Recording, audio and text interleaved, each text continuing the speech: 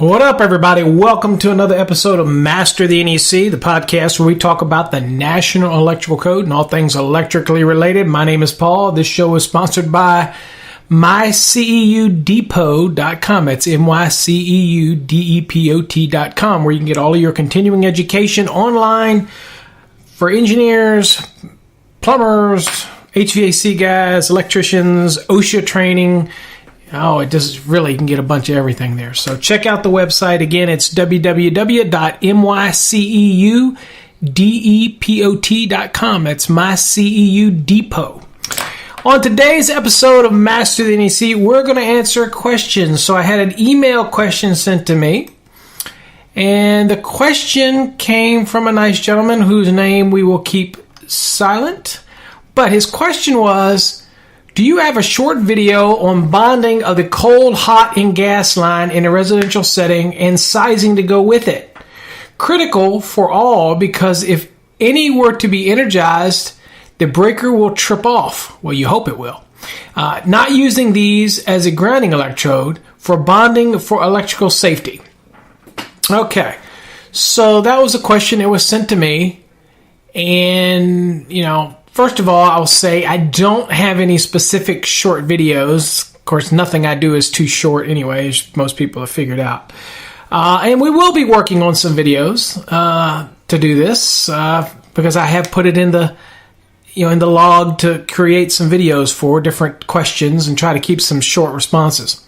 So we'll try to keep this one, this one short. Now, I have podcasts and I have other things that kind of cover each of these components, but I really don't have anything that covers all of the topics in what he's trying to say, what he wants me to cover here. So, let's go on and talk about it a little bit. Now, the bonding of the metal water lines or attached to a building or structure is really based on 250-104A1, and that's the rules that tell you about the bonding of the metal water lines, okay, whether they're attached to or in a building or structure.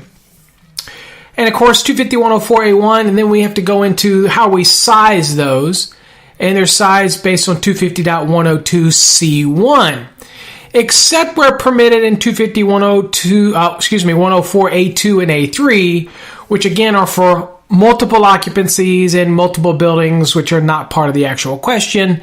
That just gives you some avenues for how to size based on the multiple occupancy application. We're going to keep it as a residential application because that was part of what his question was. So, the bonding of the metal water lines is in accordance with 250-104A1. So if you got your code book, again, using 2017 NEC references.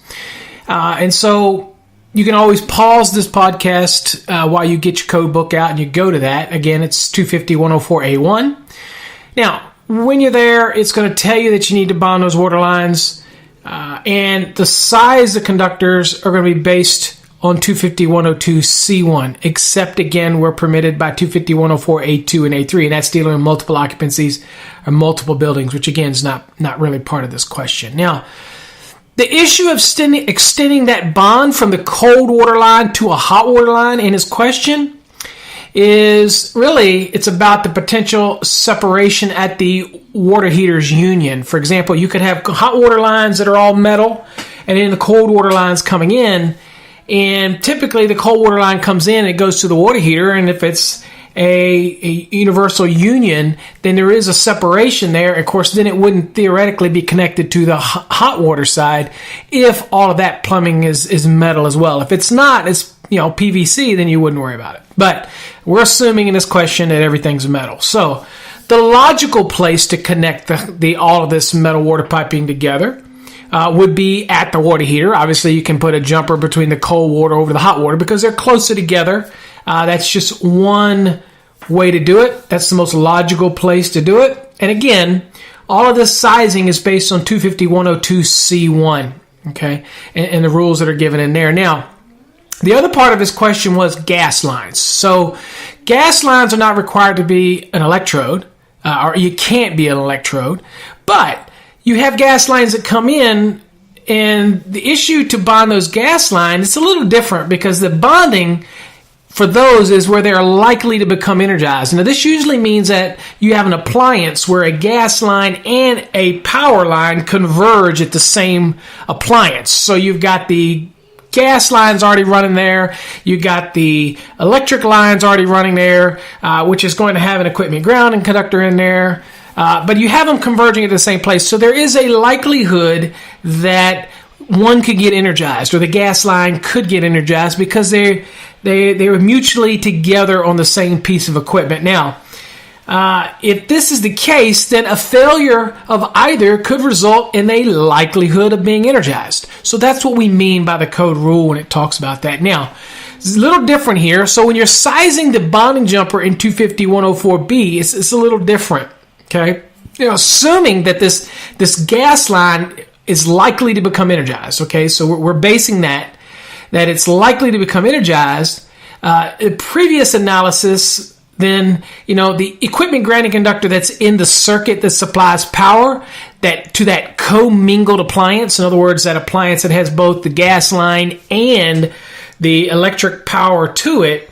You have an equipment grounding conductor, and so if that's the case, then when they commingle together, the equipment grounding conductor can be utilized for that application, and it's sized based on the overcurrent device in that circuit anyway, and that can all take place, and that's not a problem. However, you do have some other options that are listed under 250-104B2 through B5 using a bonding conductor sized per table 250.122 using the rating of the circuit likely to energize the piping system. So again, this conductor is based on whatever circuit that would likely to energize it, and this would probably be the circuit that's actually supplying the equipment. Then you would simply use 250.122 to size that bonding jumper, or that bonding conductor at that point. Okay, so vastly different. Waterline bonding, you're going to use the applications of the rules that are in 250-104A1, sizing per 250-102C1. For the residential application. For the gas line, if you have an appliance that commingles with both the gas line and the actual electric line that has an equipment ground in there, then the code in 250-104B is going to let you utilize that equipment grounding conductor. But you do have some other options that are found in 250-104B2 through B5, and for that bonding conductor, and you're going to size that bonding conductor based on table 250.122, based on the rating in the overcurrent device of the circuit that is actually likely to energize that gas piping system. Okay, so you have some options here. All right, so that's in a nutshell how you're going to do it. Again, kind of hard to paint your picture on a podcast, but you get the idea. A lot of people really get confused because one's driving you to 250-102C1, and that's the water pipe bonding. And then you got the gas line requirements in 250-104B, and that's going to be geared to either the equipment grounding conductor or a size based on 250.122 for the overcurrent device protecting the circuit of that circuit that is, again, likely to energize that gas piping system. So hopefully I explained it to you. Hopefully the gentleman that I explained that to him in an email got the understanding. I promised him I would do a podcast, so there you go. So again, thanks everybody for listening to this brief podcast on bonding the water lines and bonding the gas lines in a residential application. As always, you have any questions, feel free to email me at info, that's info at masterthenec.com or info at electricalcodeacademy.com. More than happy to answer your code questions, or you can go to our website at www.masterthenec.com and click on the contact button, and you can send us an email that way. More than happy to answer your questions. If you need your continuing education, please support our program by going to myceudepot.com and get all your continuing education training there. It's all good no matter which state you're in. You just follow the process. You can get your CEU credits all online. We do have seminars around the country that I will be teaching. Hopefully you check out our website and go to our Facebook page. If you haven't been to our Facebook page, make sure you do that. Just go to Facebook and type Master the NEC. That's MasterTherNEC.com, or just Master the NEC. That's all you really need to do. And you can find us, but of course you can link all of these from our website. If you need to, quicker, just go to the website, click the link, and you can go right there. We have some closed forums where you can post questions. You don't have to worry about being belittled like you do in some of those other forums. There is no dumb question. Ask whatever you need to ask. We'll get you the answer. Whether it's a complex load calculation or just a simple box fill or whatever you need, please feel free to ask. So, that's it. So thanks again for everybody listening, and hopefully you're having a wonderful, wonderful weekend. God bless. Until next time, stay safe.